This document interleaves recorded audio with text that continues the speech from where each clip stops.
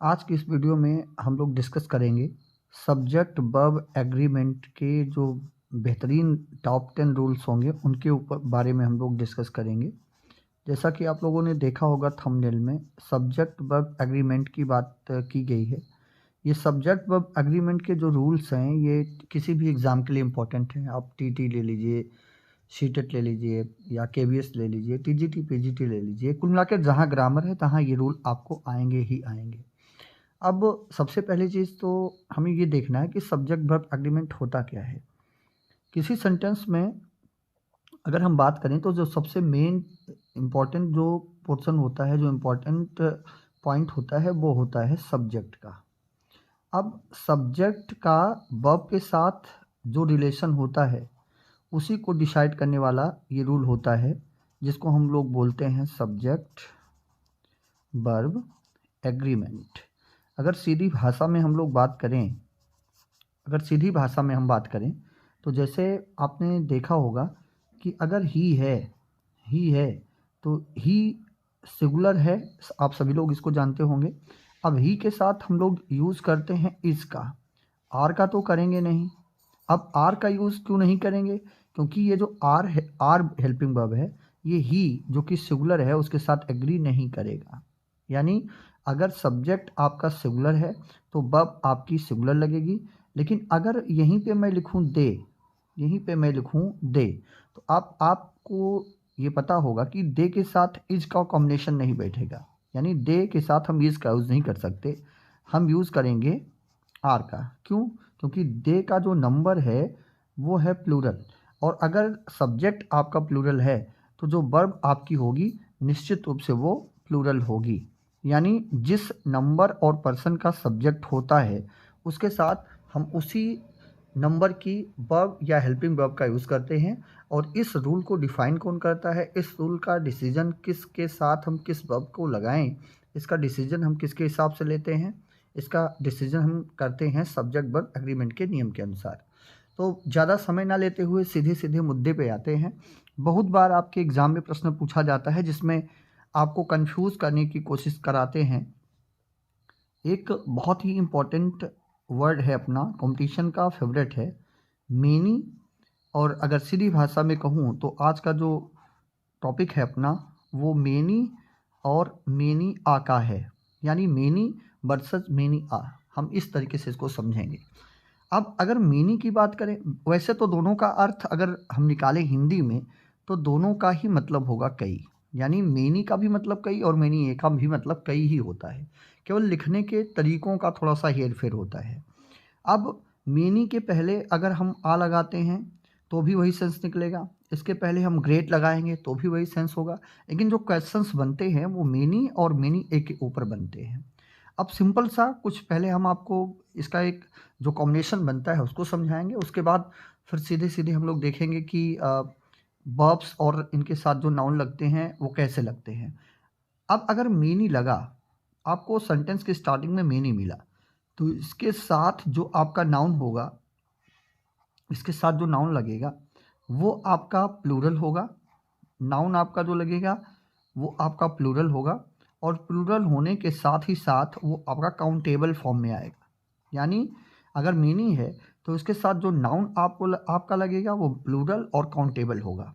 और चूंकि नाउन के हिसाब से, यानी जो नाउन आपका होता है उसी के हिसाब से हम वर्ब हमारी एग्री करती है, तो जो वर्ब लगेगी वो वर्ब भी हमारी क्या लग जाएगी, प्लूरल लग जाएगी।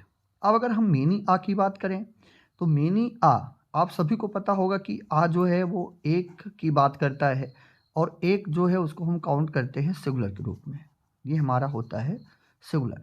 तो अब मेनी आ के साथ अगर हम नाउन की बात करें तो मेनी एक आ के साथ जो नाउन लगेगा वो आपका हमेशा लगेगा सिंगुलर। इसके साथ जो नाउन लगेगा बच्चे वो सिंगुलर लगेगा, और सिंगुलर के साथ साथ वो आपका रहेगा काउंटेबल फॉर्म में। सिंगुलर के साथ वो काउंटेबल फॉर्म में रहेगा। अब चूंकि नाउन हमें सिंगुलर मिला, काउंटेबल मिला, तो इसके साथ जो वर्ब हम यूज़ करेंगे वो यूज़ करेंगे सिंगुलर।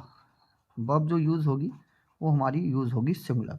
यानी मेनी के साथ नाउन प्लूरल काउंटेबल और वर्ब हमारी प्लूरल, और मेनी आ के साथ जो नाउन हमारा होगा, जो हमारा नाउन होगा वो होगा सिंगुलर और काउंटेबल, और जो वर्ब हमारी लगेगी वो सिंगुलर।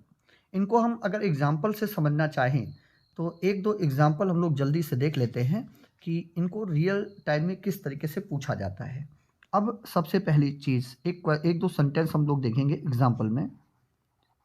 अगर हम लिखें मेनी आ, मेनी आ, मेनी आ, अब यहाँ पे ऑप्शन हम आपको देते चल रहे हैं, आप लोग सोच के बताएं कि किस चीज़ का यूज़ करेंगे। मेनी आ स्टूडेंट या फिर हमारा होगा स्टूडेंट्स, स्टूडेंट या स्टूडेंट्स।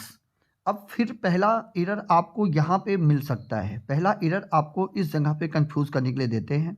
दूसरा जो इसमें क्वेश्चन आपका फंस सकता है, दूसरा जो पॉइंट आपका बनता है वो बनता है यहाँ पे हैज़ या फिर बनता है हैव के रूप में। और फिर अगला जो आपका बनता है वो यहाँ पे पॉजेसिव वर्ड्स की अगर हम बात करें तो अगला जो सीन हमारा बनेगा वो पॉजेसिव वर्ड पे बनता है। अब यहाँ पे भी कंफ्यूज करने के लिए आपको देगा देयर, या फिर कंफ्यूज करने के लिए देगा हिज, और फिर करेंगे वर्क। तो अगर आपने इन चीज़ों को देखा है तो मुझे नहीं लगता कि एक भी सेकंड लगेगा एरर को फाइंड आउट करने में। चलिए देखते हैं। शुरुआत हुई है इसकी मेनी आ से, और मेनी एक आ क्या देखेंगे, इसका जो नाउन लगना है वो सिंगुलर यानी स्टूडेंट हमारा लगेगा, और ये जो दूसरा वर्ड हमारा है स्टूडेंट्स, इसकी कोई ज़रूरत नहीं है क्योंकि ये आपका सिंगुलर है। अब चूंकि नाउन हमें सिंगुलर मिला तो हैव के साथ नहीं जाएंगे क्योंकि सिंगुलर आपकी हैज है। और अगर दियर और हिज वर्क की बात करें तो हम सीधे रूप से, चूंकि सब्जेक्ट हमारा सिंगुलर है, वर्ब हमारी सिंगुलर लग रही है, तो जो पॉजेसिव वर्ड हम लेंगे वो भी सिंगुलर ही लेंगे, यानी यहाँ पर दियर का कोई सीन नहीं बनेगा। तो आशा है आप समझ गए होंगे। मेनी आ सिंगुलर काउंटेबल नाउन, और जो वर्ब लगनी है वो आपकी लग जाएगी बेटा सिंगुलर। ये पॉइंट समझ में आ गया होगा। अब दूसरा हम देखते हैं, अब दूसरा एक एग्जांपल देखते हैं, बिल्कुल इसी से मिलता जुलता एग्जांपल हमारा होगा। अब उसमें हम देखेंगे मेनी, एक दूसरा सेंटेंस देखेंगे।